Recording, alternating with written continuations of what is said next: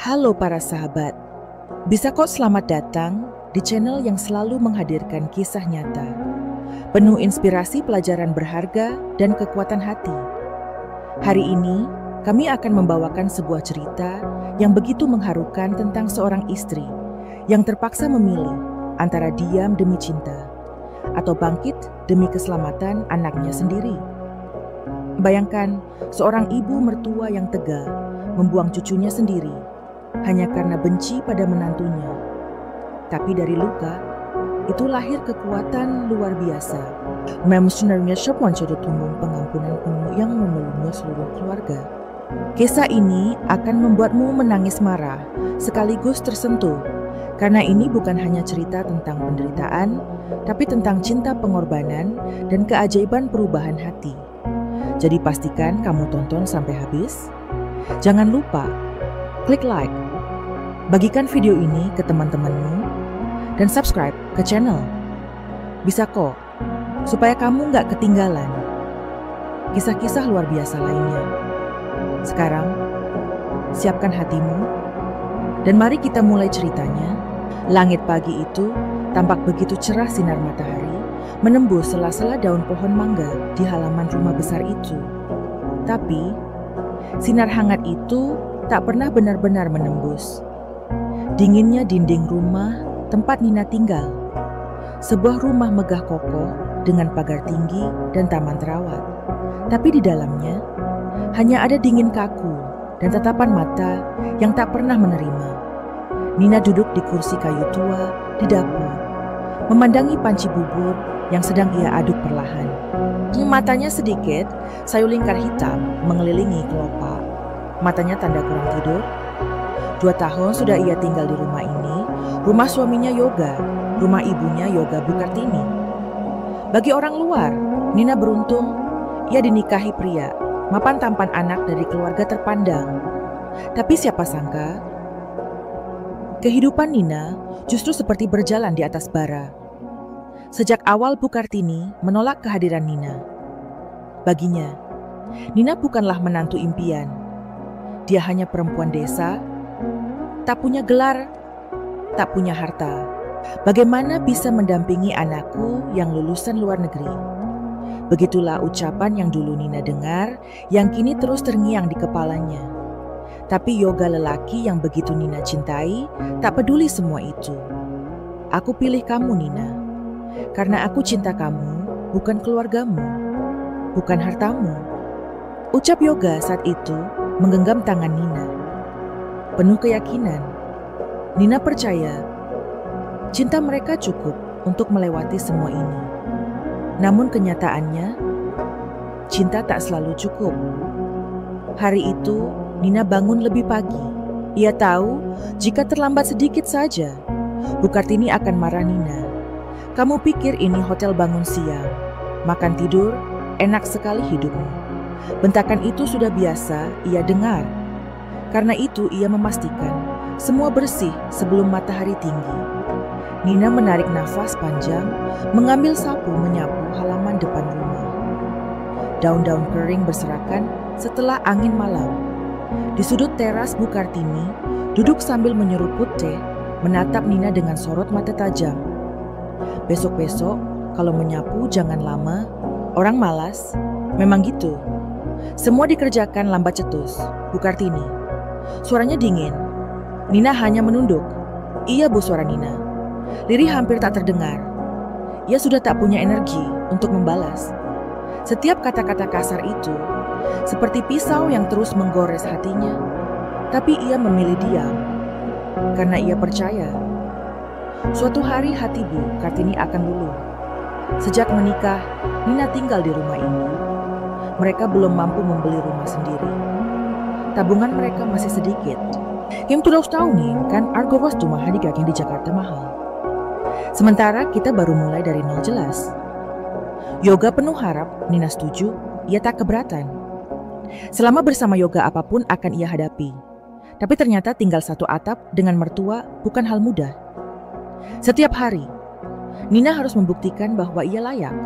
Ia bangun paling pagi, tidur paling malam. Membersihkan rumah, memasak, mencuci, mengurus semua. Tapi apapun yang ia lakukan tetap salah di mata Bu Kartini. Bahkan, saat Nina hamil, Bu Kartini tak menunjukkan tanda bahagia sedikit pun. "Ah, kamu hamil. Baru juga 2 tahun menikah, sudah nambah beban. Kamu pikir gampang membesarkan anak," katanya sinis. Nina hanya menelan ludah, memegang perutnya berbisik pelan. "Tidak apa-apa, nak, mama akan jaga kamu." Tapi janji itu semakin hari terasa semakin berat. Perut Nina semakin membesar. Ia tetap mengerjakan semua pekerjaan rumah. Kadang saat malam, perutnya terasa kencang. Tapi tak ada yang peduli. Yoga. Dia sibuk bekerja, pulang malam. Kadang lelah, kadang juga tak mendengar keluh Nina. Sementara Bu Kartini tetap seperti biasanya, hanya menyuruh mencela, tak pernah menanyakan kabar. Hari kelahiran Dava, anak pertama, Nina dan Yoga tak ada senyum di wajah Bu Kartini. Bahkan saat mendengar tangisan pertama cucunya, ia hanya melirik sekilas. "Ya sudah, anakmu lahir. Jangan harap aku ikut repot," ucapnya datar. Tapi Nina tak berkecil hati. Ia tetap bersyukur melihat Dava lahir sehat sempurna. Baginya sudah cukup. "Mama janji, nak, mama akan jadi perisai kamu, walau mama harus berdiri sendiri." Nina memeluk bayi mungil itu, erat seolah ingin melindunginya dari dunia yang begitu kejam. Namun, sejak Dava hadir, sikap Bu Kartini justru semakin keras. Anak ini cerewet, bikin bising. "Jangan dekat-dekat aku kalau dia nangis." Bentaknya suatu malam. Nina hanya mengangguk membawa Dava masuk kamar. Di sana ia menangis pelan sambil menimang buah hatinya. Setiap malam, Dava sering terbangun. Nina sendiri yang menenangkan, menyusui, menggendong. Tak ada bantuan, tak ada belayan dari seorang nenek. Nina belajar kuat, meski setiap harinya hatinya seperti diremukkan. Tapi semua ini ia lakukan demi Yoga. "Selama ada Yoga, aku akan bertahan," bisiknya tiap malam. Namun sayangnya, Yoga semakin sibuk. Jabatan barunya di kantor membuatnya pulang larut. Kadang bahkan tak sempat melihat Dava tertidur. Nina mulai merasa sendiri. Ia ingin bercerita, tapi tak tahu harus mulai dari mana. Karena setiap kali ia membuka suara Yoga, hanya menjawab, "Sabar ya Nina. Nanti juga mama berubah." Nina menunduk. Sudah berapa kali ia mendengar kalimat itu? Pagi itu Bu Kartini memanggilnya ke ruang makan. "Nina, kalau kamu memang mau bantu Yoga, kamu harus kerja. Jangan cuma jadi ibu rumah tangga. Uang gak datang dari langit." Nina terdiam.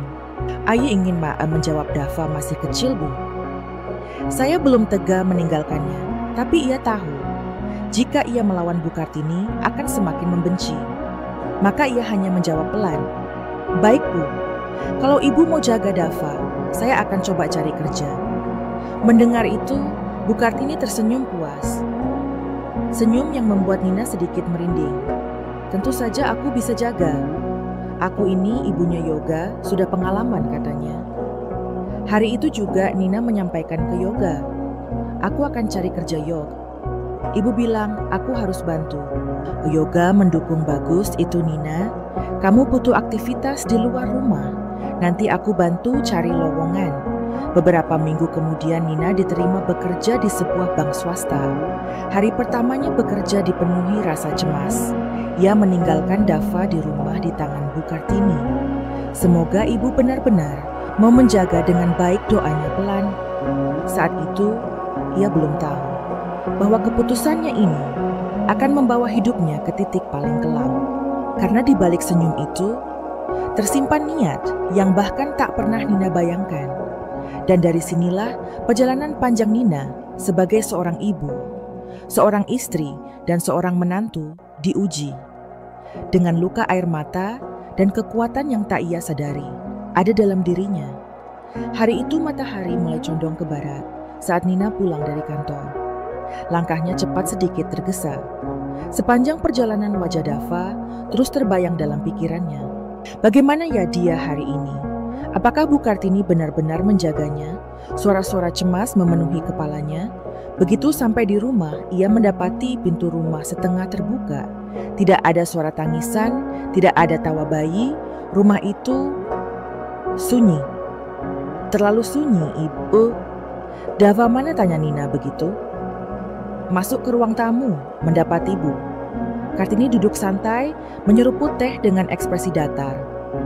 Oh, anak itu sudah kubuang ke tempat sampah ribut. Terus dari pagi, aku capek dengarnya. Ucapan itu meluncur dari bibir Bu Kartini dengan begitu ringan, seolah membuang cucu sendiri adalah hal biasa. Dunia Nina runtuh seketika, tangannya gemetar, kakinya lemas. Apa Bu, suaranya bergetar tak percaya. Jangan lebay, pergi sana cari. Kalau kamu peduli, anakmu jangan cuma bisa nangis. Balas Bu Kartini dingin tanpa menoleh. Nina tak menunggu lagi. Ia berlari keluar rumah. Napasnya memburu, matanya liar, mencari ke segala arah. Dava, Dava. Serunya lirih, lalu makin lama makin keras, hingga menjadi teriakan histeris. Orang-orang di sekitar mulai memperhatikan, tapi tak tahu harus berbuat apa.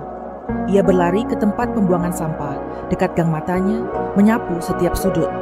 Tapi tak ada Dava. Teriaknya lagi kini, suaranya pecah disertai isak tangis. Tiba-tiba, seorang perempuan tua dengan kerudung lusuh menghampirinya. Nak, kamu cari bayi ya? Tanyanya lembut. Nina langsung menoleh, matanya penuh harap. Ya Bu, anak saya hilang. Saya nemu bayi pagi tadi. Saya bawa pulang ke rumah. Takut kenapa-kenapa kalau dibiarkan di sana. Ayo ikut saya, ucap perempuan itu. Nina langsung memeluknya, menangis sejadi-jadinya. Terima kasih, Bu. Terima kasih. Tak lama, Yoga datang tergesa, napasnya terengah Nina. Bagaimana kamu temukan Dava? Nina mengangguk sambil menangis. Iya Yog, Bu Siti yang nemuin. Dia aman. Yoga langsung memeluk Nina. Erat menyalurkan kelegaan dan rasa syukur. Mereka pun mengikuti Bu Siti ke rumahnya, sebuah rumah kecil sederhana di ujung gang. Di sana, Dava terbaring tenang di atas kain bersih, tertidur pulas. Melihat wajah mungil itu, Nina langsung menangis lagi, memeluk Dava erat, seolah tak mau melepaskannya. Terima kasih, Bu Siti. Terima kasih banyak, kata Yoga, matanya berkaca-kaca. Tidak apa-apa. Anak-anak ini aman sekarang. Bawalah dia pulang, jawab Bu Siti sambil tersenyum hangat. Tapi Nina tahu, mereka tidak bisa pulang ke rumah itu lagi. Rumah yang seharusnya menjadi tempat aman justru hampir merenggut nyawa Dava. Malam itu, Nina dan Yoga menginap di rumah kontrakan Rehan, sahabat Yoga. Di sana, Nina memeluk Dava sepanjang malam, tak berani melepasnya barang sejenak. Matanya sembab tubuhnya lelah, tapi hatinya hanya ada satu keinginan, melindungi Dava, apapun caranya. Sementara itu, Yoga duduk termenung di sudut ruangan. Wajahnya keras, rahangnya mengeras. Aku nggak percaya ibu bisa sekejam itu, membuang cucunya sendiri. Gumamnya pelan Nina, menatap suaminya dengan lemah. Aku nggak kuat lagi, Yok. Aku nggak mau tinggal di sana lagi. Aku takut, Yok. Aku takut kalau Dava jadi korban lagi. Yoga menggenggam tangan Nina erat. Aku janji Nina, aku nggak akan biarkan hal itu terjadi lagi. Kita akan cari rumah sendiri. Kita mulai dari nol. Kita nggak usah bergantung sama ibu lagi, katanya tegas. Keesokan paginya, telepon Yoga berdering. Bu Kartini menelepon. Suaranya terdengar tajam dari seberang. Enak sekali kamu pergi begitu saja dengan perempuan licik itu. Anakmu masih kecil, rumah kamu tinggalkan juga. Laki-laki, apa kamu ini? Ibu malu punya anak sepertimu. Yoga menarik napas panjang, mencoba menahan emosi Bu. Ibu harusnya malu. Ibu hampir membunuh cucu ibu sendiri. Kalau bukan karena Bu Siti Dava, mungkin sudah nggak ada sekarang, kata Yoga nadanya dingin. Telepon di seberang sempat hening beberapa detik sebelum akhirnya suara Bu Kartini meninggi. Api. Kamu lebih percaya sama perempuan itu daripada ibumu sendiri. Aku yang melahirkan kamu tahu. Iya Bu, tapi kali ini ibu sudah melampaui batas jawab. Yoga mantap. Aku nggak akan bawa Nina dan Dava kembali ke rumah itu. Kami akan cari tempat tinggal sendiri. Mulai sekarang, kami nggak akan bergantung sama ibu lagi. Yoga menutup telepon sunyi. Hanya suara tangis kecil, Dava yang terdengar di pelukan Nina. Mata Nina berkaca-kaca campuran lega, sedih, dan luka. Ia tak pernah ingin Yoga membenci ibunya sendiri. Tapi ini, satu-satunya cara melindungi keluarga kecil mereka. Beberapa hari kemudian mereka menemukan kontrakan kecil di pinggir kota. Tak mewah, tapi cukup. Nina mulai kembali bekerja. Yoga mencari peluang usaha kecil. Mereka bahu-membahu, memulai dari nol. Namun, hidup tak semudah itu. Suatu sore, Nina menemukan surat tanpa nama terselip di bawah pintu. Tulisan tangan berantakan, isinya jelas. Ring, kamu pikir kamu sudah menang. Kamu cuma perusak keluarga orang. Suatu saat Yoga akan sadar kamu bukan apa-apa. Nina menggenggam surat itu. Erat tubuhnya gemetar. Yok, ibu belum selesai. Bisiknya pelan malam. Itu Nina tak bisa tidur. Setiap suara kecil di luar membuat jantungnya berdegup. Ia merasa diawasi. Yoga mulai khawatir. Kita nggak bisa terus begini. Aku akan laporkan ibu ke polisi, katanya. Tapi Nina menggeleng cepat. Jangan, Yok. Kita nggak punya bukti kuat. Nanti malah kita yang disudutkan. Yoga memeluk Nina. Kamu kuat sekali. Nina, katanya pelan. Tapi aku nggak mau kamu terus hidup dalam ketakutan. Aku akan cari cara. Esoknya diam-diam Yoga menemui Randi, sahabat lamanya yang kini jadi pengacara. Aku butuh saran. Ran, ibu mengancam Nina. Kami sudah nggak tahan lagi. Randi mendengarkan dengan serius. Kamu butuh bukti, Yok. Surat ancaman itu saksi rekaman. Semua akan membantu kalau kamu mau bawa ke jalur hukum. Kalau benar, ibumu membahayakan keselamatan keluarga hukum, bisa melindungi kalian. Yoga mengangguk. Malam itu ia menatap Nina yang tertidur sambil memeluk Dava. Aku janji Nina, aku akan lindungi kalian. Apapun yang terjadi. Tapi di balik semua itu, Nina menyimpan luka yang semakin dalam.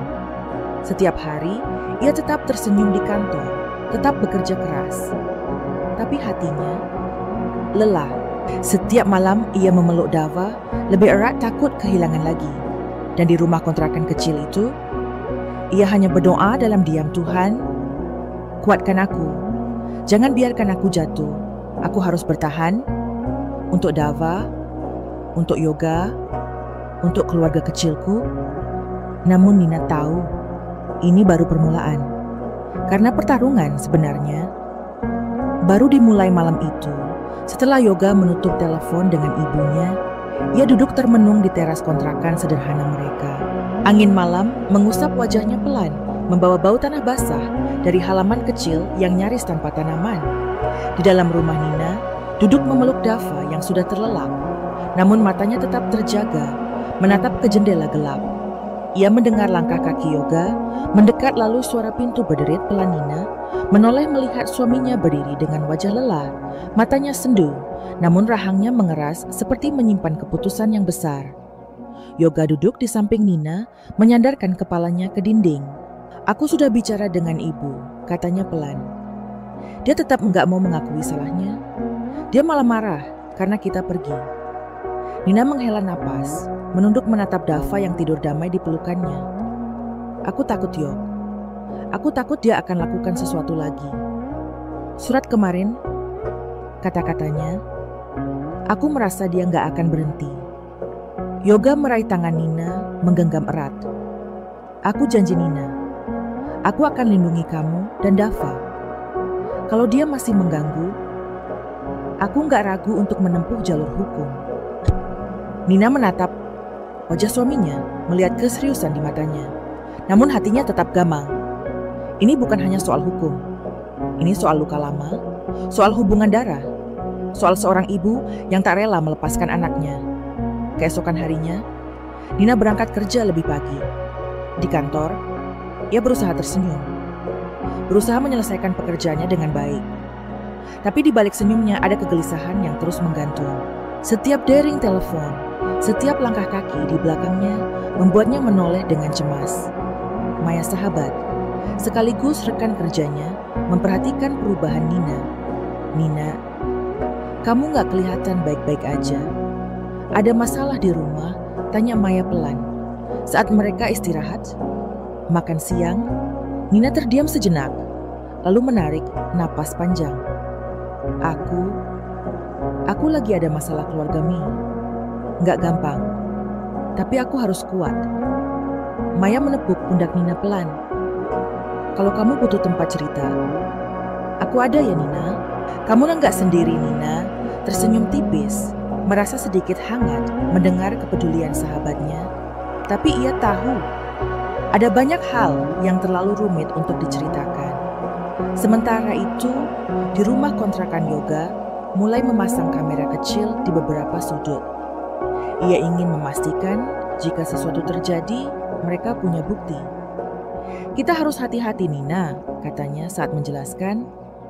Kalau ibu datang lagi atau ada yang aneh, kita bisa rekam. Nina hanya mengangguk menatap kamera itu dengan perasaan campur aduk. Ia ingin percaya semua akan baik-baik saja. Tapi bayangan Bu, Kartini terus menghantui. Beberapa hari berlalu tanpa gangguan. Surat ancaman tak datang lagi. Kamera tak merekam sesuatu yang mencurigakan. Nina mulai sedikit lega, mulai merasa mungkin semuanya sudah selesai. Namun perasaan itu hanya bertahan sebentar. Suatu sore, saat Nina pulang kerja lebih awal karena ada rapat yang dibatalkan, ia melihat sosok berjilbab hitam berdiri di ujung jalan dekat kontrakan mereka. Sosok itu berdiri diam, menatap ke arah rumah. Tak bergerak, tak bicara, hanya menatap. Jantung Nina berdetak kencang. Ia mempercepat langkah, mencoba mendekat. Namun sosok itu tiba-tiba naik ke ojek online yang sepertinya sudah dipesan dari jauh, lalu pergi menjauh menghilang di tikungan. Nina berdiri terpaku. Get up too. Ais yakin itu Bu Kartini. Malamnya Nina menceritakan kejadian itu pada Yoga. Suaranya bergetar, matanya basah. Aku lihat dia Yog. Dia di ujung jalan. Dia ngintai kita. Yoga terdiam lama. Kemudian ia mengangguk pelan. Besok aku temui Randi lagi. Aku nggak bisa tunggu lebih lama. Esoknya Yoga menemui Randi sahabat lamanya yang kini bekerja sebagai pengacara. Mereka duduk di sebuah kafe kecil dekat kantor Randi. Ran, ibu mendatangi kontrakan kami. Dia ngintai Nina dan Dava. Aku takut. Ran, aku nggak tahu dia mau apa. Kata Yoga membuka pembicaraan Randi. Menatap Yoga dengan serius. Kamu sudah punya bukti? Dia datang tanya Randi. Yoga menggeleng. Gak sempat rekam. Dia pergi cepat. Randi menghela napas. Kalau nggak ada bukti visual akan sulit untuk tuntutan hukum. Tapi kita bisa kumpulkan bukti lain. Surat ancaman kemarin simpan baik-baik. Kalau ada saksi lain yang melihat dia di sana, itu bisa jadi tambahan. Yoga mengangguk. Almakus umus. Costi cara sam cantai tetangga. Randi menepuk pundaknya. Kamu harus cepat Yok. Jangan tunggu sampai terjadi lagi. Malam itu Yoga pulang dengan pikiran berat. Ia duduk di ruang tamu kontrakan, menatap Nina yang sedang menidurkan Dava. Nina, aku bicara sama Randi. Dia bilang, kita harus kumpulkan bukti. Kita harus waspada. Nina mengangguk. Aku akan lebih hati-hati Yok. Tapi aku takut. Aku nggak tahu apa yang ada di pikirannya. Kenapa dia nggak berhenti? Yoga mendekat memeluk Nina dari belakang. Karena dia nggak rela Nina. Dia nggak rela aku lepas dari kendalinya. Dan kamu jadi simbol kalau aku memilih jalanku sendiri. Nina menunduk matanya berkaca-kaca. Aku nggak pernah ingin kamu jauh dari Ibu Yok. Aku cuma ingin diterima. Yoga menghela napas panjang. Aku tahu, tapi Ibu terlalu keras, terlalu egois. Malam itu mereka duduk lama dalam diam. Hanya ditemani suara detak jam dan nafas kecil Dava yang terlelap. Hari-hari berikutnya, Nina berusaha menjalani rutinitas sebaik mungkin. Ia tetap bekerja, tetap tersenyum pada rekan-rekannya. Namun setiap langkah pulang dari kantor selalu diiringi was-was. Setiap melewati ujung jalan itu, ia menoleh cepat mencari sosok yang mungkin berdiri diam menatapnya. Rasa cemas itu membuatnya sulit tidur. Kung kadang Anma tengah selalu malam dia coba ngosong hanya untuk memastikan Dava masih ada di pelukannya. Masih bernapas yoga pun mulai merasa khawatir. Kamu gak boleh begini terus, Nina. Kamu capek. Aku takut kamu jatuh sakit. Nina hanya tersenyum tipis. Aku cuman takut, Yok. Kalau dia tiba-tiba datang, kalau dia ngambil Dava lagi. Yoga menatap wajah Nina, lalu mengusap pipinya. Aku janji Nina, aku gak akan biarkan itu terjadi. Namun rasa takut itu tak bisa hilang. Hanya dengan janji. Suatu sore saat Nina hendak menjemput Dava dari penitipan anak dekat kantornya, ia menemukan secarik kertas terselip di pintu gerbang penitipan. Isinya singkat, namun menusuk. Kamu pikir kamu bisa sembunyikan anakmu dariku? Aku tetap akan ambil dia. Dia darahku, bukan milikmu. Tulisan tangan itu, Nina tahu betul. Itu tulisan Bu Kartini. Tangannya gemetar. Ia buru-buru masuk memeluk Dava erat-erat.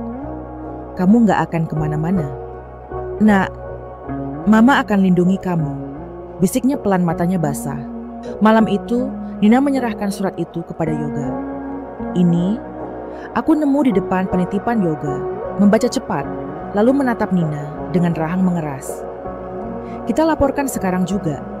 Aku gak bisa tunggu lagi. Nina mengangguk pelan. Aku ikut kamu, Yok. Mereka pun menuju kantor polisi. Malam itu juga, di ruang pelaporan mereka menceritakan semua yang sudah terjadi. Petugas mendengarkan dengan serius, mencatat setiap detail. Kami akan investigasi. Kalau memang ada indikasi ancaman terhadap keselamatan, anak kami bisa tindak lanjuti, kata petugas Yoga menyerahkan surat ancaman, menjelaskan kronologi, dan menyebut nama Bu Siti sebagai saksi penyelamatan Dava sebelumnya. Petugas mengangguk. Kami akan hubungi saksi dan kami akan segera kirimkan surat pemanggilan kepada terlapor malam itu. Nina dan Yoga pulang dengan hati campur aduk. Ada rasa lega, tapi juga ada ketakutan. Apa ibu akan balas, tanya Nina pelan. Yoga meraih tangan istrinya. Kita hadapi bersama, Nina, demi Dava. Di rumah kontrakan, Nina menatap Dava yang sedang tertidur. Ia mendekat mencium kening anaknya, lalu berbisik lirih. Mama janji, Mama gak akan biarkan siapapun menyakitimu lagi. Dan di dalam diam itu, Nina tahu perjalanan mereka masih panjang. Sungjot ini baru saja dimulai. Tapi kini ia tak lagi sendiri. Ia punya Yoga, ia punya keberanian. Dan yang terpenting, ia punya alasan terkuat untuk bertahan Dava. Keesokan harinya, matahari pagi menyusup lewat celah tirai. Kontrakan kecil mereka, Nina bangun lebih awal, berdiri di dekat jendela, menatap keluar. Matanya sembab karena kurang tidur. Hatinya terasa berat. Di luar suasana masih sepi, hanya terdengar suara burung gereja berceloteh. Yoga sudah duduk di meja memandangi secangkir kopi yang mulai dingin. Mereka saling bertukar pandang dalam diam. Bagaimana, Yok? Kamu yakin kita sudah ambil langkah yang benar? Suara Nina pelan nyaris, seperti bisikan. Yoga mengangguk perlahan. Kita sudah cukup lama diam. Ini saatnya kita bicara. Kita lawan dengan cara yang benar. Tatapan matanya mantap meski lelah. Terlihat jelas di wajahnya Nina.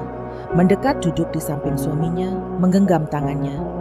Aku hanya takut. Ini membuat hubungan kalian makin retak. Aku tak ingin kamu kehilangan ibumu. Suaranya bergetar, ada getir di dalamnya. Yoga menatap Nina. Lama, Nina. Aku sudah kehilangan banyak hal karena diam. Aku gak mau kehilangan kamu dan Dava juga. Kalau harus memilih, aku pilih kalian. Nina tak kuasa menahan air mata. Ia menunduk bahunya bergetar. Yoga memeluknya erat, membiarkan air mata istrinya mengalir, menumpahkan semua kepedihan yang dipendam selama ini. Hari itu, surat panggilan resmi dari kepolisian dikirimkan ke rumah Bu Kartini. Seorang petugas datang mengantarkan mengetuk pintu rumah besar yang dulu juga menjadi rumah Nina Bu Kartini. Membuka pintu, wajahnya kaget melihat surat itu. "Apa ini?" tanyanya ketus petugas, menjelaskan dengan sopan bahwa ia dipanggil untuk memberikan keterangan terkait laporan Yoga.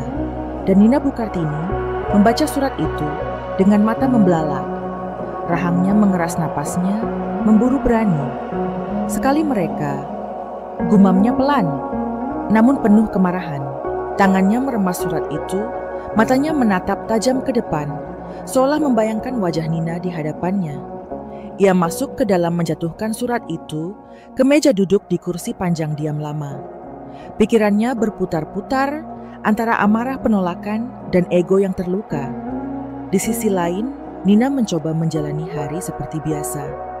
Di kantor, ia tetap bekerja dengan teliti, mencoba menenangkan pikirannya dengan rutinitas. Namun tak jarang tatapannya kosong. Pikirannya melayang jauh. Maya, sahabatnya, mendekat saat jam istirahat. "Nina, kamu pasti lagi banyak pikiran. Aku gak mau maksa cerita, tapi aku lihat kamu makin kurus, makin pucat. Tolong jaga dirimu." Nina menatap Maya, berusaha tersenyum. "Terima kasih, Mai. Aku baik-baik aja. Aku harus kuat." Maya menghela napas. "Kamu memang kuat, Nina. Tapi jangan sampai lupa, istirahat." Nina mengangguk, menunduk, menahan air mata yang hampir tumpah. Dalam hatinya, ia bersyukur masih ada orang yang peduli, walau hanya 1-2.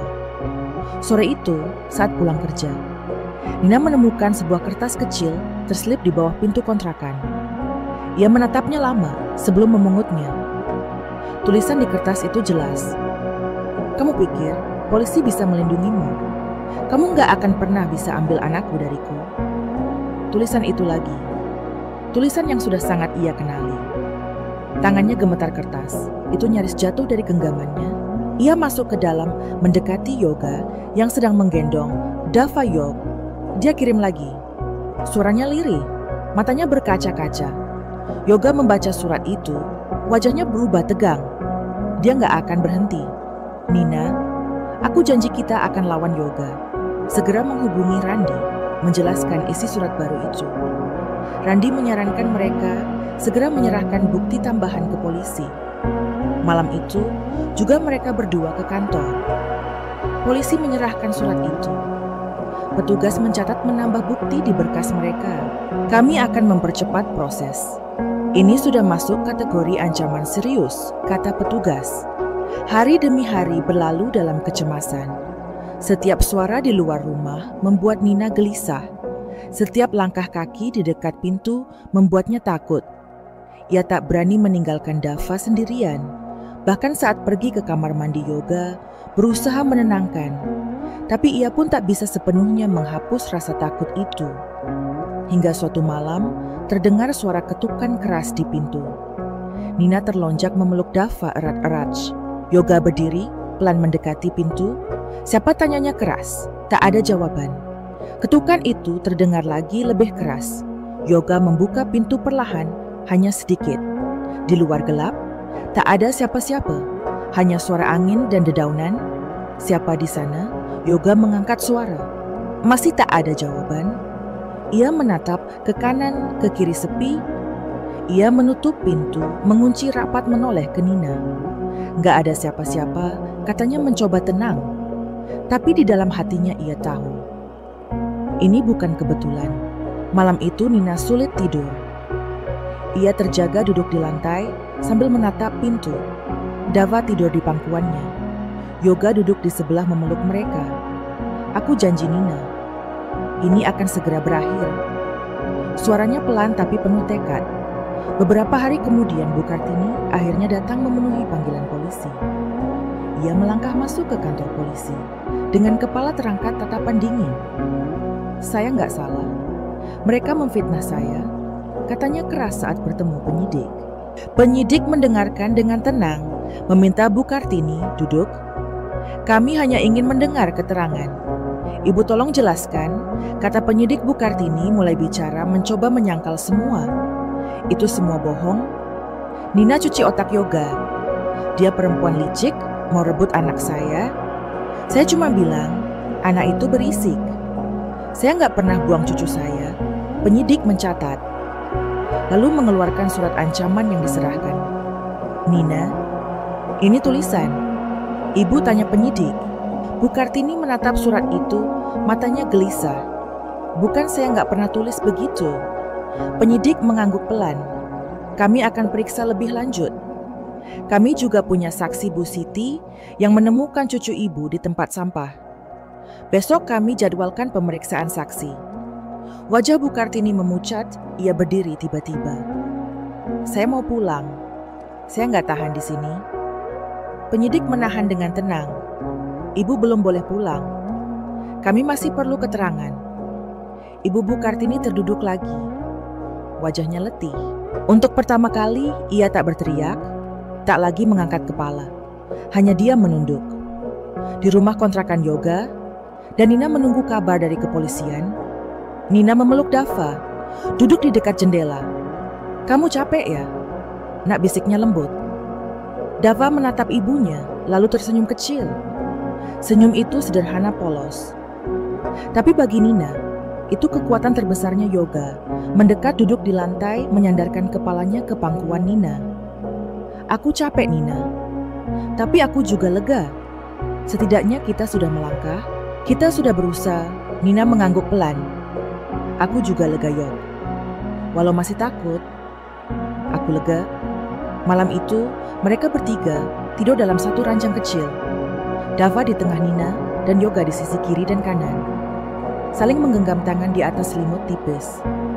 Di luar angin malam berhembus pelan. Tapi di dalam, ada kehangatan kecil yang menyelubungi mereka. Besoknya Bu Siti datang ke kantor polisi memberikan kesaksian. Suaranya tenang, wajahnya tulus. Saya melihat bayi itu tidak dekat tong sampah menangis. Saya tahu itu cucunya Bu Kartini karena saya satu kampung. Saya bawa pulang, saya rawat dulu, lalu saya kasih tahu Nina kesaksian. Bu Siti memperkuat laporan Nina dan Yoga penyidik mengangguk mencatat semua. Hari itu juga surat penetapan. Tersangka dikeluarkan Bu Kartini yang masih duduk di ruang penyelidikan mendengar putusan itu. Tubuhnya melemas. Tidak, aku ini ibunya Yoga. Tidak mungkin kalian lakukan ini. Suaranya lirih, hampir tak terdengar. Saat itu air matanya jatuh. Ia menyadari dirinya sudah melangkah terlalu jauh. Dan untuk pertama kali dalam hidupnya ia merasa benar-benar sendiri. Di rumah kontrakan Yoga menerima telepon dari kepolisian. Ibu sudah ditetapkan sebagai tersangka. Kami akan lanjutkan proses hukum, kata suara di seberang Yoga. Menutup telepon menatap. Nina, ibu sudah jadi tersangka. Nina menunduk, matanya basah. Aku nggak tahu harus senang atau sedih. Yoga memeluk Nina. Kita nggak salah, Nina.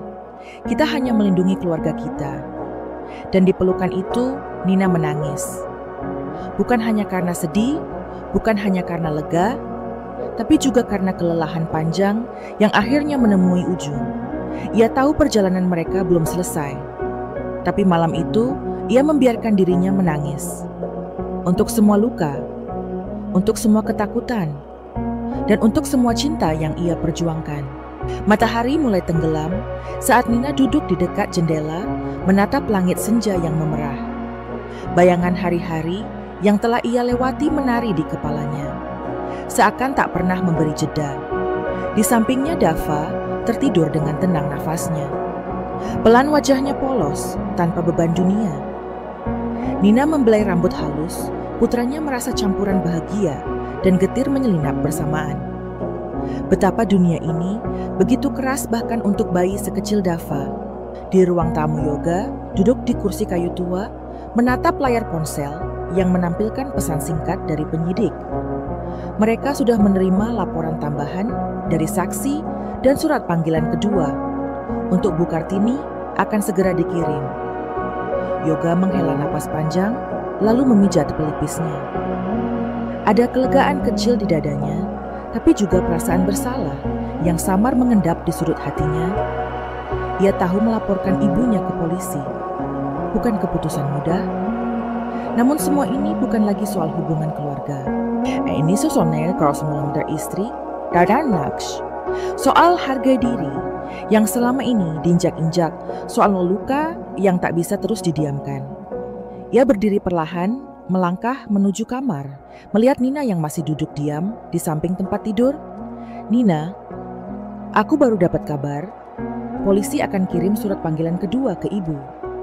Kalau ibu tetap nggak datang, mereka bisa jemput paksa, kata Yoga pelan, suaranya berat. Nina menoleh, matanya terlihat lelah namun tenang. Aku takut, Yog, kalau ini membuat kamu makin jauh sama ibu. Aku nggak mau kamu kehilangan ibumu. Aku nggak mau jadi penyebabnya. Suaranya lirih, seperti bisikan yang takut terdengar dunia. Yoga mendekat duduk di samping Nina, memegang tangan istrinya. Dengar aku, Nina. Kamu bukan penyebabnya. Semua ini pilihan ibu sendiri. Kalau dia nggak mau berubah, kalau dia terus menyakiti, itu tanggung jawabnya. Aku memilih kamu dan Dava, Nina. Aku memilih keluarga kecil kita. Air mata Nina mengalir pelan menetes, di pipi jatuh ke punggung tangan Yoga. Aku hanya ingin kita hidup tenang. Aku nggak minta banyak. Aku cuma ingin Dava tumbuh di rumah yang aman, penuh cinta. Nggak ada teriakan, nggak ada caci maki. Yoga memeluk Nina, erat membiarkan istrinya menangis di dadanya. Aku janji, Nina. Janji aku akan wujudkan itu. Walau pelan, walau susah, kita akan sampai ke sana. Malam itu Nina kembali sulit tidur. Ia bangun beberapa kali, memastikan pintu sudah terkunci. Rapat memastikan Dava tetap ada di sampingnya. Suara angin yang berdesir pelan di luar terasa. Seperti bisikan menambah kegelisahan yang tak mau pergi. Ia duduk di ujung ranjang, menatap gelapnya kamar, memeluk lutut, sambil berdoa dalam hati, Tuhan, kuatkan aku. Jangan biarkan aku jatuh. Aku harus tetap berdiri. Pagi hari berikutnya, surat panggilan kedua dikirimkan ke rumah Bu Kartini.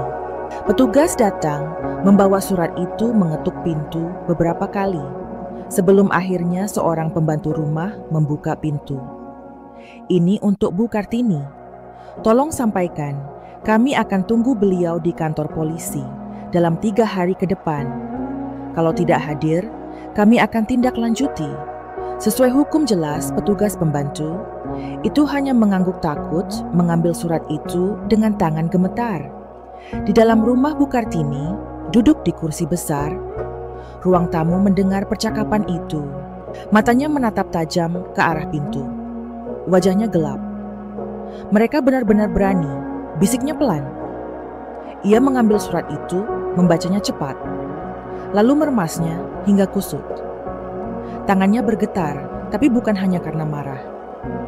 Ada ketakutan kecil yang mulai menyelinap. Ia tak pernah membayangkan akan berhadapan dengan hukum, apalagi atas laporan anak kandungnya sendiri. Namun dalam hatinya ego masih lebih keras. Yoga, kau anak durhaka.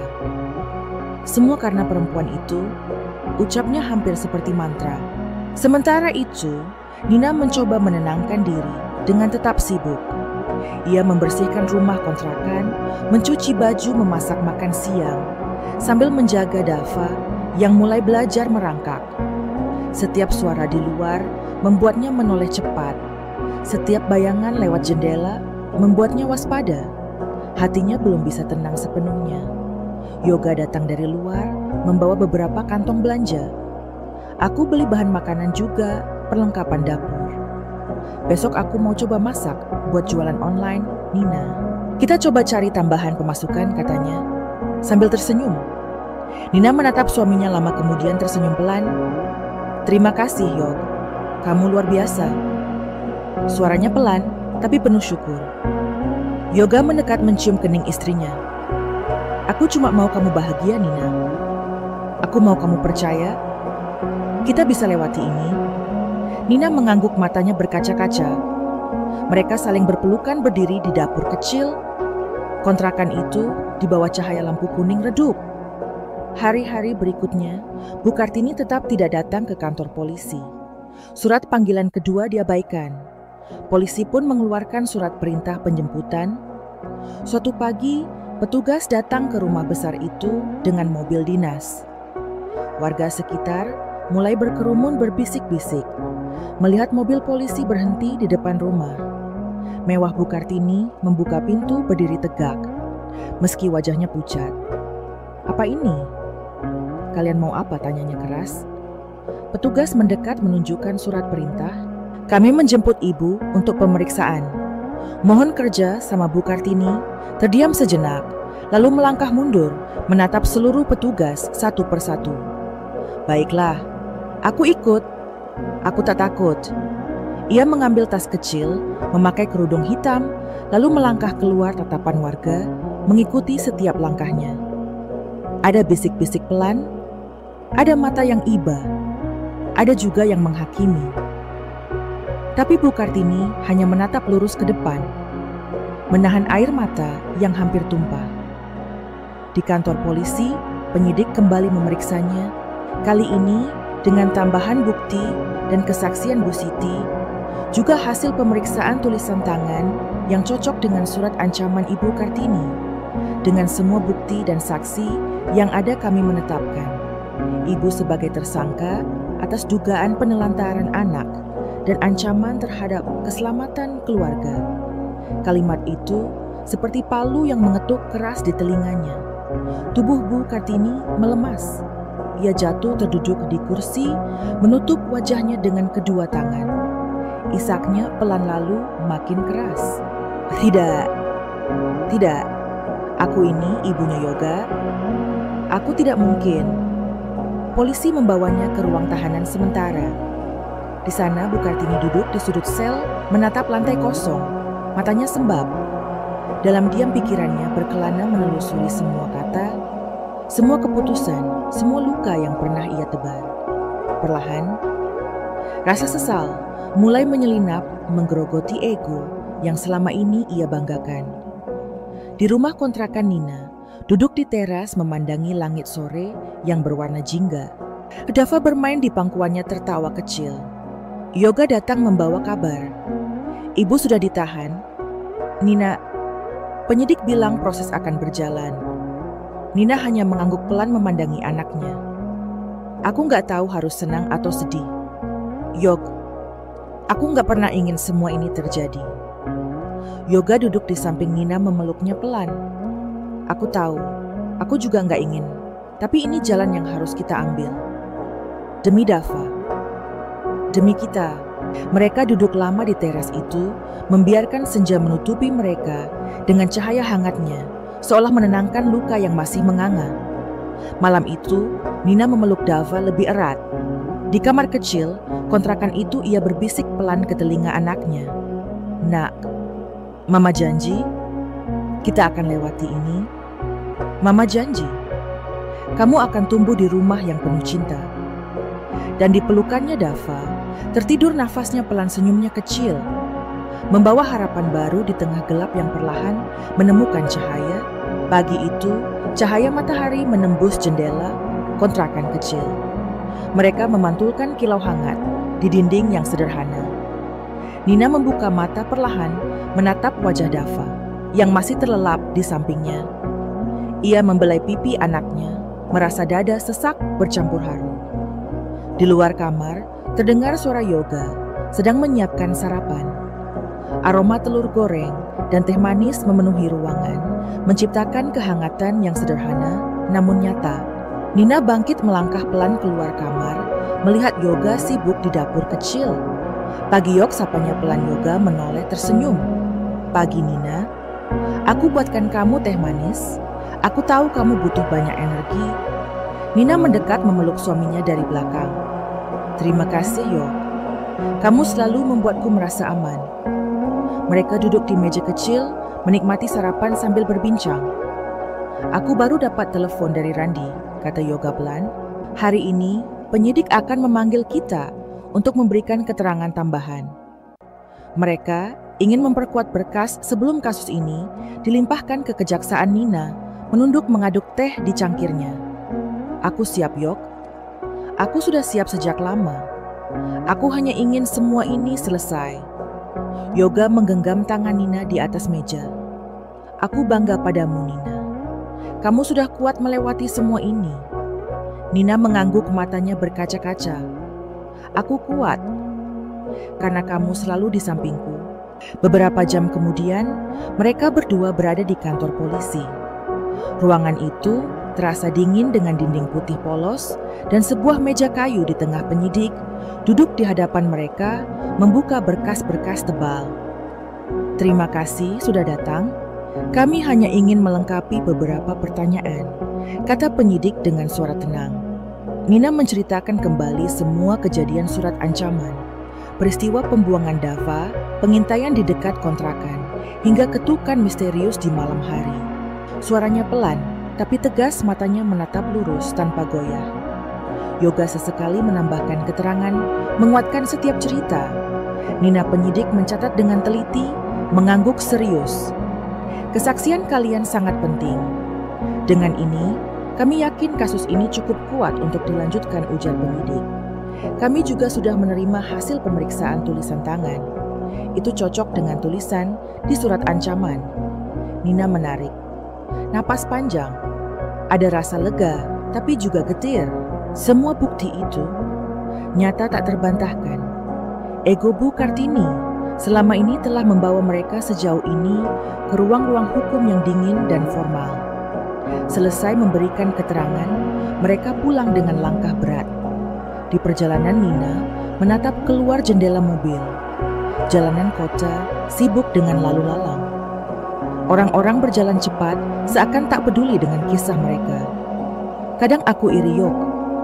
Melihat orang lain, hidupnya tampak tenang.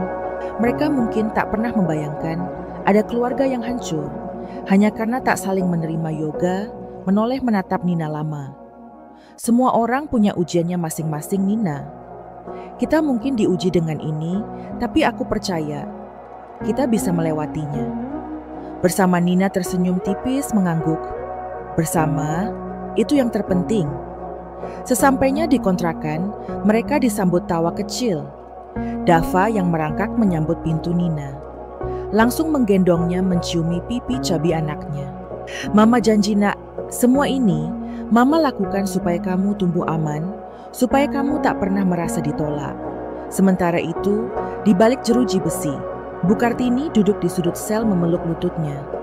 Tatapannya kosong mengingat setiap kata Nina di masa lalu. Saya hanya ingin diterima, Bu. Saya hanya ingin dianggap bagian dari keluarga. Suara itu bergema di pikirannya, menampar kesombongan yang selama ini ia pelihara. Tangannya meraba dinding kasar penjara, matanya berkaca-kaca. Apa semua ini salahku?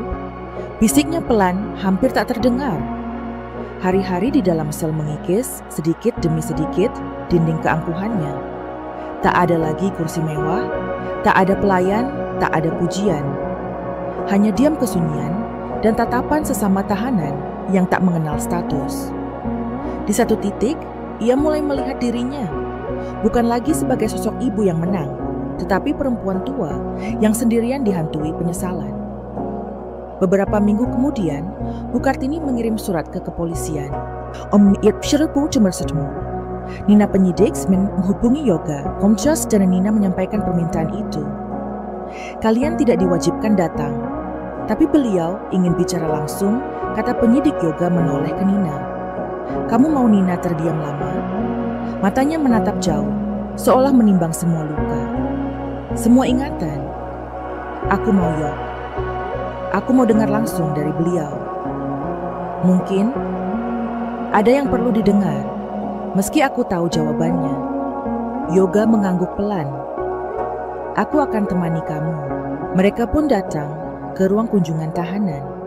Ruangan itu kecil, dipisahkan kaca tebal dengan lubang suara. Di balik kaca, Bu Kartini duduk menunduk. Saat Nina masuk, Ia mengangkat kepala perlahan. Mata mereka bertemu. Ada keheningan panjang. Mata Bu Kartini, sembab pipinya cekung sorot. Matanya tak lagi keras seperti dulu. "Nina," suaranya pelan nyaris seperti gumaman. "Kenapa kamu masih mau datang?" Nina duduk perlahan menatap mata wanita tua itu. "Karena aku ingin mendengar langsung." "Apakah semua ini akhirnya membuat ibu mengerti?" Bu Kartini menunduk lagi, air matanya menetes tanpa bisa ditahan.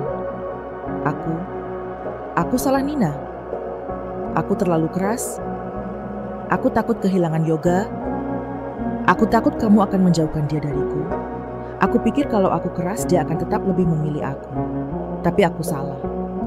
Suaranya pecah, tubuhnya bergetar. Nina mengusap sudut matanya menahan isak ibu. "Aku tak pernah ingin menjauhkan Yoga dari ibu. Aku hanya ingin diterima. Aku hanya ingin dianggap ada, Bu." Kartini menatap Nina lama, matanya basah. "Aku menyesal, aku benar-benar menyesal." Mereka berdua terdiam. Hanya suara nafas pelan di ruangan itu. Kemudian Bu Kartini berkata lirih, "Maafkan aku, Nina. Kalau masih pantas." Nina tersenyum tipis, walau air mata tetap mengalir. "Saya sudah memaafkan ibu sejak lama, Bu. Tapi kadang, luka itu masih ada. Saya hanya berharap semua ini mengubah kita." Yoga berdiri di samping Nina, menaruh tangan di pundak istrinya. "Kita akan tetap jenguk ibu, Nina. Kita nggak akan biarkan ibu sendiri. Tapi ibu juga harus berubah, benar-benar berubah." Bu Kartini mengangguk, tangisnya pecah. Terima kasih sudah beri aku kesempatan kedua." Hari itu mereka pulang dengan langkah berbeda. Nina merasa lega, meski hatinya masih menyimpan perih. Tapi setidaknya pintu maaf sudah terbuka. Di rumah kontrakan, Ik memeluk Dava, lama sekali menciumi kepala mungil anaknya. "Mama janji, Nak, tak akan ada lagi orang yang menyakitimu. Mama akan selalu melindungimu." Dan malam itu, untuk pertama kalinya, setelah sekian lama, Nina tidur dengan hati lebih tenang. Di luar angin malam berhembus, tapi kali ini terasa seperti bisikan lembut, bukan lagi ancaman. Di dalam pelukannya, Dava tertidur damai. Nafas kecilnya menenangkan jiwa yang lama terluka. Perjalanan mereka masih panjang. Menam Alums Altus Rakstas, mereka sudah melewati badai terburuk, dan cinta selalu menang. Hari itu, setelah pertemuan di ruang kunjungan Nina dan Yoga pulang ke kontrakan mereka dengan perasaan campur aduk. Di satu sisi, Nina merasa lega, akhirnya mendengar permintaan maaf dari Bu Kartini, meski dilakukan di balik jeruji besi. Namun di sisi lain ia sadar bahwa luka yang pernah ditorehkan tidak bisa hilang begitu saja hanya dengan permintaan maaf. Luka itu telah berakar menjadi bagian dari dirinya. Ia butuh waktu, dan lebih dari itu, ia butuh tindakan nyata, bukan hanya kata-kata. Sesampainya di rumah Nina, duduk di kursi kayu kecil, di teras menatap jalanan yang mulai gelap. Di telan malam, lampu jalan berpendar temaram, memantulkan cahaya samar di genangan air sisa hujan sore tadi. Dava sudah tertidur, di kamar dikelilingi mainan kecil dan boneka hadiah ulang tahun pertamanya. Yoga keluar membawa 2 cangkir teh hangat. Duduk di sebelah Nina, menyerahkan satu padanya. "Aku senang kamu mau bicara sama ibu," tadi kata Yoga, pelan menatap wajah istrinya yang pucat. Diterpa cahaya lampu, Nina menyeruput tehnya, pelan menarik napas panjang. "Aku juga nggak tahu, Yok. Entah kenapa, aku merasa butuh mendengar itu langsung. Butuh tahu kalau semua ini nggak sia-sia, kalau semua rasa sakitku ada maknanya." Yoga mengangguk lalu menatap ke jalanan kosong. "Aku tahu ibu keras, Nina. Aku juga tahu dia egois, tapi aku percaya manusia bisa berubah kalau dikasih kesempatan. Aku berharap ibu benar-benar mau berubah, bukan hanya bicara." Nina diam lalu berkata pelan, "Aku juga berharap begitu. Bukan untuk aku, tapi untuk Dava. Aku ingin dia mengenal nenek yang penuh kasih, bukan nenek yang penuh benci." Yoga meraih tangan Nina, menggenggam erat. Kita lakukan ini untuk dia, Nina. Semua perjuangan ini, semua luka ini, biar berhenti di kita. Makanan biar konser berlanjut ke Dava. Malam itu, mereka duduk lama di teras, berbicara tentang masa depan, tentang impian kecil mereka yang sederhana memiliki rumah sendiri, membuka usaha kecil, membesarkan Dava dalam lingkungan penuh cinta. Mereka berjanji dalam hati apapun yang terjadi, mereka tak akan menyerah. Beberapa hari kemudian, penyidik menghubungi mereka. Kasus Bu Kartini sudah lengkap dan akan segera dilimpahkan ke kejaksaan. Nina mendengarkan kabar itu dengan perasaan campur aduk. Ada kelegaan, ada juga kesedihan.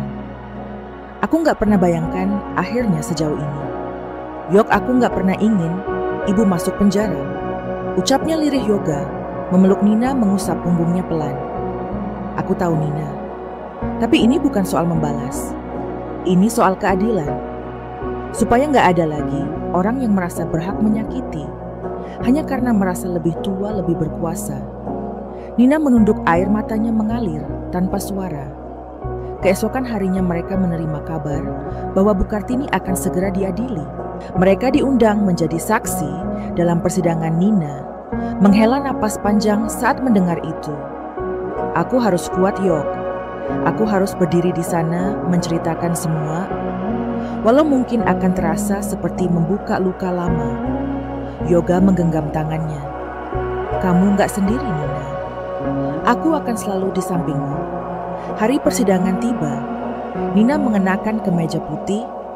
Sederhana, rambutnya disanggul rapi. Wajahnya polos tanpa banyak riasan.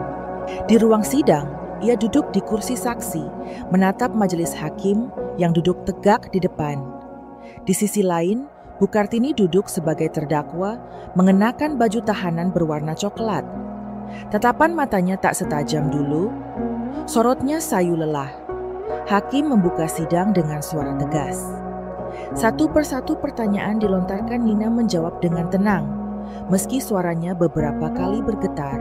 Ia menceritakan semua hinaan yang diterima, perlakuan buruk, pembuangan Dava, surat ancaman, hingga ketakutan yang terus menghantui.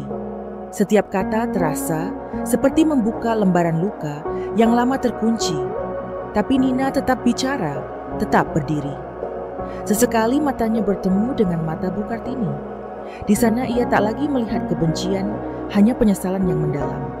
Saat persidangan berakhir, hakim memutuskan bahwa Bu Kartini bersalah atas perbuatan yang dilakukannya, tetapi juga mempertimbangkan usia dan penyesalan terdakwa.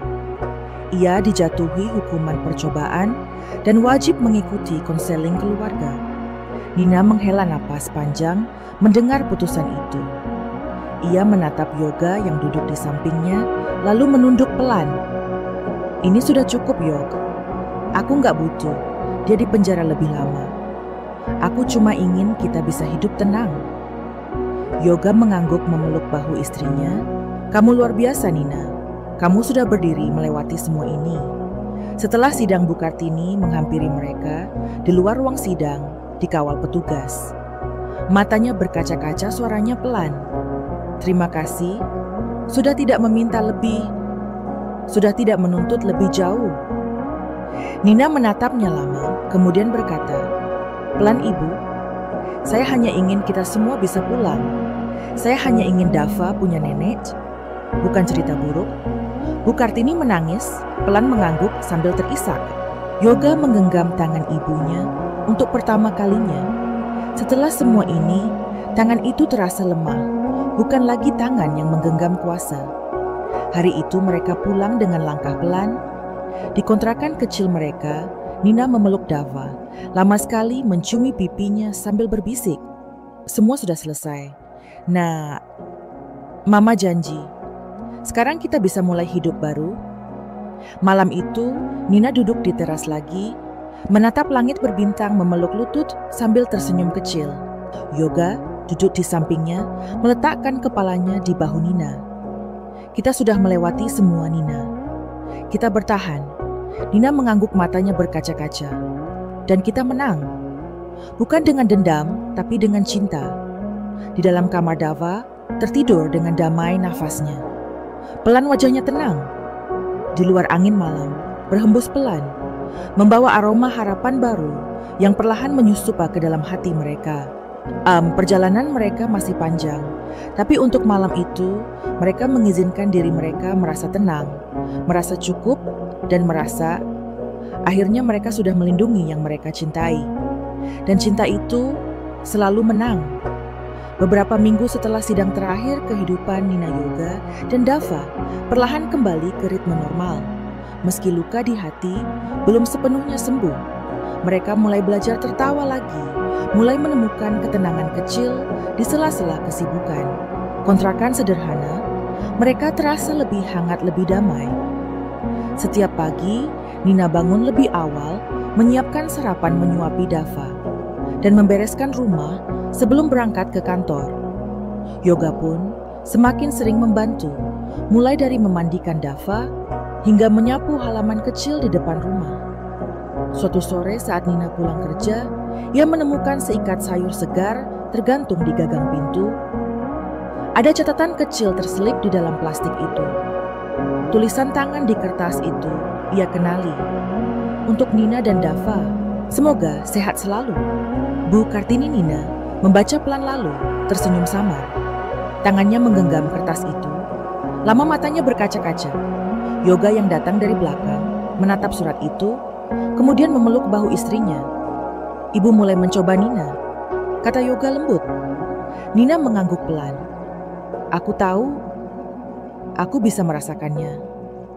Pelan-pelan dia sedang membuka hatinya. Yoga tersenyum kecil. Dan kamu sudah menang, Nina. Bukan dengan marah, bukan dengan membalas, tapi dengan kesabaranmu. Hari-hari berikutnya, Bu Kartini mulai sering mengirim makanan kecil, kue basah lauk sederhana, atau sekadar buah dari pohon belakang rumah lamanya. Setiap kali mengantar, ia hanya mengetuk pintu pelan, meletakkan bungkusan di depan, lalu pergi sebelum Nina sempat keluar. Seolah ia masih merasa canggung untuk bertemu langsung, tapi tak ingin Nina dan Dava merasa dilupakan. Nina selalu menunggu di balik tirai, melihat sosok wanita tua itu berjalan pelan menjauh pundaknya. Sedikit membungkuk, langkahnya lambat. Ada perasaan aneh mengalir di dadanya. Bukan dendam, bukan amarah, hanya rasa haru dan keinginan untuk memeluk meski ia tahu belum waktunya. Suatu pagi di akhir pekan, Nina duduk di teras sambil menyuapi Dava. Matahari hangat menari di atas rambut Dava yang mulai lebat. Tiba-tiba, sebuah suara pelan terdengar dari depan pagar Nina. Nina mendongak. Bu Kartini berdiri di sana membawa tas kecil berisi plastik belanja. Ibu. Nina berdiri mendekat pelan. Mereka berdiri berhadapan, hanya dipisahkan pagar besi yang mulai berkarat. Mata Bu Kartini tampak basah. Boleh aku masuk? Nina tanyanya pelan. Suaranya bergetar. Nina membuka pintu pagar, mengangguk pelan. Silakan, Bu. Bu Kartini melangkah, masuk menatap sekeliling matanya, menyapu halaman kecil. Jemuran pakaian kursi, kayu reot, dan mainan Dava yang berserakan. Kontrakanmu sederhana, tapi hangat, katanya lirih Nina, hanya tersenyum. Mereka duduk di teras Dava, mendekat menatap Bu Kartini dengan rasa ingin tahu. Bocah kecil itu kemudian merangkak pelan memeluk kaki neneknya. Nenek, bisiknya polos. Bu Kartini menunduk air, matanya jatuh ke pipi. Ia mengangkat Dava ke pangkuannya, mencium kening mungil itu lama sekali. Maafkan nenek. Nak, maafkan nenek. Ucapnya di sela isak tangis. Nina menatap pemandangan itu dengan mata berkaca-kaca. Untuk pertama kali, ia melihat sisi lembut Bu Kartini yang selama ini tersembunyi di balik dinding keras hatinya. Untuk pertama kali, ia melihat kehangatan tulus dari seorang nenek yang menyesali semua kesalahan masa lalu. Hari itu, mereka duduk lama di teras. Bu Kartini bercerita banyak hal tentang masa mudanya, tentang rasa takutnya kehilangan Yoga, tentang keinginannya yang dulu berlebihan agar anaknya tetap di dekatnya. Aku terlalu egois, Nina. Aku takut kamu akan menjauhkan Yoga dariku. Padahal kamu cuma ingin dicintai. Aku buta. Aku salah. Katanya lirih menunduk Nina, memegang tangan mertuanya menggenggamnya hangat. Aku juga pernah marah, Bu. Pernah merasa tidak adil. Pernah ingin menyerah. Tapi aku tetap percaya. Kalau ibu pasti punya alasan. Dan aku mau percaya kalau kita bisa mulai lagi. Bu Kartini menatap Nina, lama matanya basah. Terima kasih Nina, terima kasih sudah bertahan. Sejak hari itu, Bu Kartini mulai sering datang ke kontrakan. Awalnya hanya beberapa jam, lalu perlahan lebih lama. Ia membantu menjaga Dava, menemani Nina memasak, atau sekadar duduk membaca majalah lama, sambil menonton Dava bermain suasana. Yang dulu penuh ketegangan, perlahan berubah menjadi hangat. Menjadi rumah Yoga pun melihat perubahan itu dengan mata berkaca-kaca. Aku nggak pernah bayangkan kita sampai di titik ini, Nina. Aku bangga padamu, katanya suatu malam saat mereka duduk berdua di teras, menatap bintang. Nina tersenyum. Aku juga nggak pernah bayangkan, Yok. Tapi aku percaya, cinta bisa mengubah hati. Beberapa bulan kemudian, Bu Kartini memutuskan menjual rumah lamanya. Aku nggak butuh rumah besar itu, aku hanya butuh keluarga, katanya pada Yoga dan Nina. Ukuntas eventual nomor sumas, F34, station semua untuk Nina dan Yoga, karena mereka bisa membeli rumah kecil sendiri. Aku ingin kalian punya tempat tinggal yang tetap, yang layak. Jangan kontrakan terus. Nina menatap mertuanya dengan mata berkaca-kaca. Ibu, ini terlalu banyak. Bu Kartini menggeleng, pelan. Tidak Nina. Ini caraku menebus semua yang dulu. Ini caraku meminta maaf. Dengan uang itu, mereka membeli sebuah rumah kecil di pinggir kota. Rumah itu tak mewah, tapi cukup nyaman. Ada halaman kecil di depan, ruang tamu sederhana, dan 2 kamar tidur. Hari mereka pindah ke rumah itu, Bu Kartini berdiri di depan pintu menangis haru. Akhirnya, aku bisa melihat kalian punya rumah sendiri. Di rumah baru itu, Nina mulai membuka usaha catering kecil-kecilan. Bu Kartini membantu mengupas bawang, memotong sayur, atau mengantar pesanan ke tetangga. Yoga juga membantu, terutama urusan pemasaran. Dava tumbuh menjadi anak ceria, selalu berlarian di halaman, sambil tertawa memanggil neneknya untuk bermain. Satu sore, Nina duduk di ayunan kecil di taman belakang, menatap Dava yang sedang dikejar Bu Kartini. Mereka tertawa bersama, saling berlari, saling memeluk. Mata Nina basah, senyumnya kecil, namun tulus. Yoga mendekat duduk di sampingnya. Lihat Nina, rumah ini akhirnya jadi rumah, bukan cuma bangunan. Nina mengangguk pelan. Aku bersyukur, Yok. Semua sakit itu, semua luka itu, ternyata memang harus dilewati supaya kita bisa ada di sini. Yoga menggenggam tangan Nina, menatap matanya lama. Dan kamu adalah alasan kenapa semua ini bisa terjadi. Malam itu, mereka makan malam bersama di teras, hanya diterangi lampu kecil. Bu Kartini duduk di kursi panjang, menggendong Dava yang tertidur di pangkuannya. Terima kasih Nina, sudah menerima aku kembali, sudah mengizinkan aku menjadi bagian dari kalian, ucapnya pelan. Nina menatapnya tersenyum, lalu mendekat memeluk mertuanya. Aku juga berterima kasih, Bu. Sudah mau berubah, sudah mau mencoba. Mereka saling berpelukan lama, membiarkan kehangatan itu menyelimuti luka-luka lama yang perlahan sembuh. Dan malam itu, di bawah langit penuh bintang, mereka tahu perjalanan panjang itu tak sia-sia, bahwa cinta, kesabaran, dan pengampunan mampu melembutkan hati yang paling keras, mampu menyatukan kembali keluarga yang hampir hancur, dan mampu menciptakan rumah bukan hanya tempat tinggal, tetapi tempat di mana semua luka diterima, semua kesalahan dimaafkan, dan semua hati akhirnya pulang. Pagi itu, matahari bersinar hangat, menembus jendela ruang makan. Nina duduk di meja kayu kecil, memandangi secangkir teh yang mengepul pelan. Di seberangnya Bu Kartini sibuk menyuapi Dava. Senyumnya hangat, tatapannya penuh kasih. Pemandangan itu membuat dada Nina terasa hangat. Tak pernah ia bayangkan suatu hari ia akan melihat mertuanya duduk di rumah yang sama, tersenyum kepada cucunya tanpa kemarahan, tanpa kebencian. Yoga datang membawa kantong belanja, meletakkannya di meja. Aku beli bahan-bahan buat catering besok. Pesanan mulai banyak, Nina katanya sambil tersenyum. Nina tersenyum lega. Terima kasih, Yok. Kita nggak nyangka usaha kecil ini mulai ramai. Ya, Yoga mengangguk. Itu semua karena kamu dan juga ibu. Bu Kartini menoleh, matanya berkaca-kaca. Aku cuma bantu sedikit, Nina. Kamu yang luar biasa. Nina menatap ibu mertuanya lama, lalu berdiri dan memeluk pundaknya. Ibu, kita sudah melewati banyak hal. Sekarang aku hanya ingin kita saling mendukung. Bu Kartini tersenyum menepuk tangan Nina pelan. Aku bangga padamu, Nina.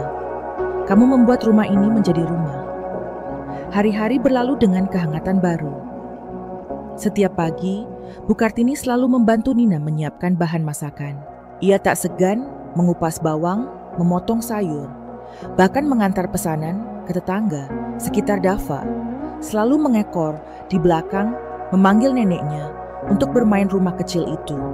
Yang dulunya hanya tempat berteduh, kini berubah menjadi rumah yang penuh tawa, penuh aroma masakan, dan penuh cerita. Yoga yang dulu jarang berada di rumah, kini lebih sering meluangkan waktu. Ia membantu Nina memasarkan produk catering mereka lewat media sosial, mendesain brosur sederhana, dan menjalin kerja sama dengan kantor-kantor di sekitar. Aku nggak pernah sangka, yuk kita bisa sampai di sini, ucap Nina suatu malam duduk di teras memandangi bintang. Aku juga nggak pernah sangka, tapi aku tahu semua ini terjadi karena kamu sabar, Nina. Kalau bukan kamu, aku mungkin menyerah sejak lama. Nina menoleh tersenyum pelan. Aku nggak sendiri, Yok. Kamu ada, ibu juga akhirnya ada. Mereka saling menatap, saling menggenggam tangan, membiarkan kehangatan itu mengalir tanpa kata. Beberapa bulan kemudian mereka berhasil membuka kedai kecil di depan rumah. Kedai itu sederhana, hanya beberapa kursi dan meja. Tapi selalu ramai oleh tetangga yang penasaran dengan masakan Nina. Bu Kartini duduk di kursi dekat pintu menyapa pelanggan satu persatu. Selamat datang, silakan duduk. Terima kasih, sudah mampir. Suaranya ramah, senyumnya tulus. Tetangga yang dulu hanya mengenalnya sebagai wanita keras, kini melihat sisi lain seorang nenek yang lembut, penyayang, dan penuh penyesalan yang tulus. Suatu sore, seorang wanita tua yang dulu teman arisannya mendatangi kedai. Ia menatap. Bu Kartini lama lalu berkata, "Pelan, Kartini. Kamu berubah." Bu Kartini tersenyum tipis, matanya berkaca-kaca. Aku belajar dari Nina, dari anakku, dan dari cucuku. Aku terlambat. Tapi aku nggak mau terlambat lebih lama lagi. Wanita itu mengangguk, pelan lalu memeluknya. Aku senang, akhirnya kamu bahagia. Nina memperhatikan dari balik dapur, tersenyum haru. Tak pernah ia bayangkan, rumah kecil itu kini menjadi tempat persinggahan banyak hati. Tempat luka-luka lama, dirawat, tempat kesalahan diakui, dan tempat cinta akhirnya menemukan jalannya. Yoga mendekat menatap istrinya. Aku bangga padamu, Nina. Kamu sudah mengubah banyak hal. Nina menggeleng pelan. Aku hanya mencoba bertahan, Yok. Semua ini sudah terjadi karena kita bertahan bersama. Mereka saling berpelukan, membiarkan air mata haru menetes, pelan, bukan karena sedih, tapi karena bahagia. Di ruang tamu Dava tertawa, ceria sambil berlarian memutari neneknya. Bu Kartini tertawa pelan mengejar cucunya, lalu mengangkatnya ke pangkuan. Kamu cucu nenek paling hebat. Kamu yang membuat nenek mau berubah. bisiknya sambil menciumi pipi. Dava. Suatu malam saat semua sudah tidur, Nina duduk sendirian di teras. Ia menatap Persian cermin yang menggantung di langit. Wajahnya tenang. Yoga keluar menyusul duduk di sampingnya. "Apa yang kamu pikirkan?" tanya Yoga pelan. Nina menarik napas panjang. "Aku hanya merasa semua ini seperti mimpi, Yog. Kalau aku ingat dulu, saat aku duduk di dapur rumah ibu, sendirian, menangis. Rasanya aku gak akan pernah sampai di sini." Yoga memegang tangannya. "Kamu sudah melalui badai, Nina, dan kamu tetap berdiri. Itu yang membuatmu luar biasa." Nina menoleh menatap suaminya dengan mata berkaca-kaca.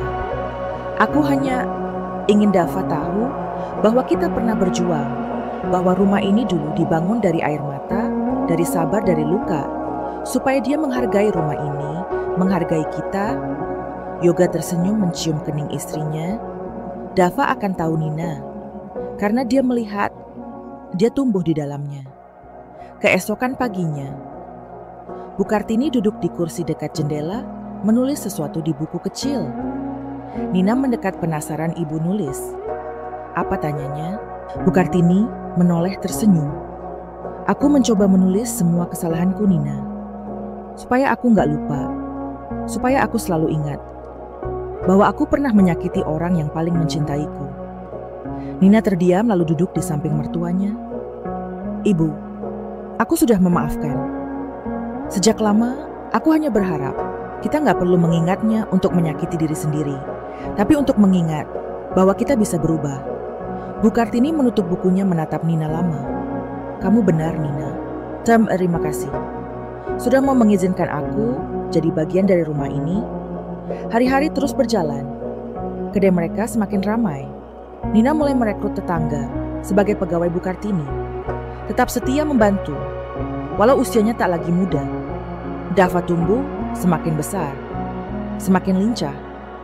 Setiap sore, ia selalu duduk di pangkuan neneknya, mendengarkan cerita-cerita lama tentang masa kecil. Yoga tentang pohon mangga di halaman rumah lama, tentang perjuangan ibunya. Di sebuah sore yang tenang, Bu Kartini duduk di teras memandangi rumah kecil itu. Matanya berkaca-kaca, senyumnya tulus.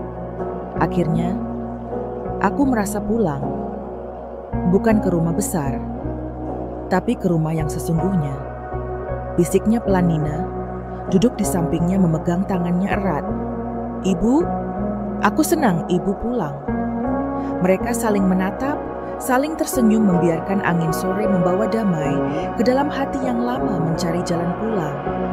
Dan di rumah kecil itu, cinta akhirnya menemukan jalannya. Kesabaran menemukan buahnya luka, menemukan penawarnya. Dan keluarga akhirnya kembali utuh, bukan karena sempurna, tapi karena saling menerima, saling memaafkan, dan saling mencintai. Pagi itu, matahari menyinari halaman kecil rumah mereka. Udara terasa segar, embun masih menempel di ujung daun. Nina duduk di kursi dekat pintu, menatap pohon mangga kecil yang mereka tanam. Beberapa bulan lalu, Dava berlari kecil di halaman tertawa, mengejar kupu-kupu. Bu Kartini duduk di bangku kayu di bawah pohon, memandang cucunya dengan senyum hangat. Yoga keluar membawa secangkir kopi, duduk di samping istrinya. "Aku tak pernah menyangka kita bisa sampai di titik ini." Nina ucap Yoga, pelan matanya menatap jauh. Nina tersenyum kecil, menoleh ke suaminya. "Aku juga tak pernah sangka, Yog. Tapi aku bersyukur. Semua luka itu akhirnya membawa kita ke rumah ini." Mereka duduk lama dalam diam, menikmati pagi yang damai. Rumah kecil itu kini terasa lebih hidup. Aroma masakan setiap pagi, suara tawa Dava, dan kehadiran Bu Kartini yang semakin lembut menjadi pelengkap. Tak ada lagi bentakan, tak ada lagi tatapan benci. Hanya ada keluarga yang saling menerima, meski dulu pernah saling melukai. Suatu siang, Nina menerima telepon dari seorang tetangga lama. "Nina, rumah lama Ibu Kartini akan segera dilelang. Kami dengar kamu sudah tak tinggal di sana. Apakah kamu mau datang Melihat suara di seberang bertanya. Pelan Nina terdiam sejenak, kemudian menjawab, "Terima kasih, aku akan pertimbangkan." Setelah menutup telepon, Nina menatap Bu Kartini yang sedang duduk menenun di ruang tamu. "Bu, aku dapat kabar. Rumah lama ibu akan dilelang." Bu Kartini menghentikan tangannya menatap Nina dengan mata tenang. "Aku sudah tahu, nak, rumah itu bukan milikku lagi. Aku sudah melepaskan semua, termasuk semua cerita di dalamnya." Nina duduk di sampingnya. "Apa ibu tak ingin melihatnya lagi?" "Mungkin. Untuk terakhir kali, Bu." Kartini tersenyum tipis. "Aku sudah melihat cukup. Nina, rumah itu hanya dinding dan atap rumah. Sesungguhnya ada di sini di hati kita." Namun Nina tahu ada sesuatu yang tertinggal di sana. Ada bagian dari Bu Kartini yang masih terikat, meski mulutnya berkata sudah melepaskan. Maka ia mengusulkan, bagaimana kalau kita ke sana bersama? Hanya untuk mengenang, bukan untuk memiliki. Bu Kartini menatap lama. Wajah Nina lalu mengangguk pelan. "Baiklah Nina, mungkin aku memang perlu mengucapkan selamat tinggal." Hari itu mereka bertiga, Nina, Yoga, dan Bu Kartini berangkat ke rumah lama. Perjalanan ke sana terasa seperti menyusuri jejak waktu. Jalan-jalan yang dulu terasa megah, kini tampak lebih kecil. Pohon-pohon di pinggir jalan tetap berdiri, tapi tak lagi tampak seram seperti dulu. Ketika mobil berhenti di depan rumah besar itu, Bu Kartini menarik napas panjang. Rumah itu masih berdiri kokoh, tapi catnya mulai pudar pagar, mulai berkarat taman tak terurus. Pintu besar tertutup, rapat jendela-jendela berdebu. "Dulu, aku pikir rumah ini segalanya," ucap Bu. Kartini pelan matanya menatap bangunan itu tanpa berkedip. "Aku pikir kalau aku bisa mempertahankan rumah ini, aku bisa mempertahankan segalanya. Tapi aku salah." Nina menggenggam tangan mertuanya. "Ibu, kita semua pernah salah, tapi ibu sudah memperbaikinya." Bu Kartini menoleh, menatap Nina, matanya berkaca-kaca. "Aku bersyukur, Nina. Kamu mau memberiku kesempatan kedua." Mereka masuk ke halaman berjalan pelan, melewati taman yang dipenuhi rumput liar. Di teras Bu Kartini, duduk di bangku lama, mengelus kayu yang mulai lapuk. "Di sini dulu aku duduk, memandangi kalian. Kadang marah, kadang kecewa. Tapi aku tak pernah benar-benar melihat Yoga duduk di samping ibunya. Sekarang ibu melihat kan?" Bu Kartini mengangguk, air matanya jatuh. "Sekarang aku melihat bahwa aku buta, karena hatiku terlalu penuh luka." Mereka masuk ke dalam rumah. Ruangan itu kosong, hanya tersisa beberapa perabot tua yang berdebu. Di dinding masih tergantung foto-foto lama. Foto Yoga kecil, foto keluarga foto. Bu Kartini bersama suaminya yang sudah tiada. Bu Kartini berdiri di depan foto itu menatap lama. "Ayahmu, kalau dia masih ada, mungkin dia akan menegurku karena membiarkan keluarga ini retak." Nina mendekat menaruh tangan di pundak mertuanya. "Tapi ibu sudah menyatukan lagi, Bu. Ibu sudah membuat kami pulang." Bu Kartini menangis pelan memeluk Nina erat. "Terima kasih. Terima kasih sudah sabar." Mereka berkeliling rumah, mengingat setiap sudut, setiap kenangan Dava, berlari kecil di lorong tertawa riang, seolah tak merasakan beratnya sejarah rumah itu. Nina menatap anaknya lama lalu tersenyum. Biarkan dia membawa keceriaan ke tempat ini. Biarkan tawa itu menjadi suara terakhir yang didengar rumah ini. Sebelum pergi, Bu Kartini berdiri di pintu menatap rumah itu sekali lagi. "Selamat tinggal. Aku sudah pulang ke rumahku yang sesungguhnya," katanya pelan. Mereka meninggalkan rumah lama itu dengan hati yang lebih ringan. Di dalam mobil, Bu Kartini menatap keluar jendela, senyumnya tenang. "Aku tak akan menoleh lagi, Nina. Aku sudah cukup." Sesampainya di rumah kecil, mereka Dava langsung berlari ke pelukan neneknya Nenek. "Main sama aku," katanya ceria. Bu Kartini mengangkat cucunya menciumi pipinya. "Tentu sayang, Nenek selalu punya waktu untukmu." Di teras, Nina dan Yoga duduk berdampingan memandangi keduanya. "Kita sudah pulang, Yog. Dan kali ini, bukan ke tempat, tapi ke hati," kata Nina pelan. Yoga menoleh menatap istrinya dengan mata berbinar. "Kita pulang, bukan ke rumah besar, tapi ke keluarga kecil yang penuh cinta." Malam itu mereka makan malam sederhana di ruang makan kecil. Lilin menyala di meja menambah hangat. Suasana Bu Kartini duduk di kursi lama memandangi Nina, Yoga, dan Dava dengan senyum damai. "Terima kasih, sudah mengizinkanku pulang. Sudah membuka pintu untukku, meski aku datang dengan tangan kosong." Nina mengulurkan tangan menggenggam tangan mertuanya. "Ibu, kita semua pulang dengan luka, tapi kita saling merawat. Itu cukup," Bu Kartini mengangguk pelan menahan air mata haru. Dan malam itu, di rumah kecil itu, cinta akhirnya menemukan jalannya. Bukan dengan sempurna, tapi dengan kesediaan untuk tetap bertahan, tetap menerima, dan tetap percaya. Di luar, angin malam berhembus pelan membawa bisikan damai yang menenangkan hati. Bintang-bintang menggantung di langit, seolah menyaksikan bahwa perjalanan panjang itu akhirnya pulang.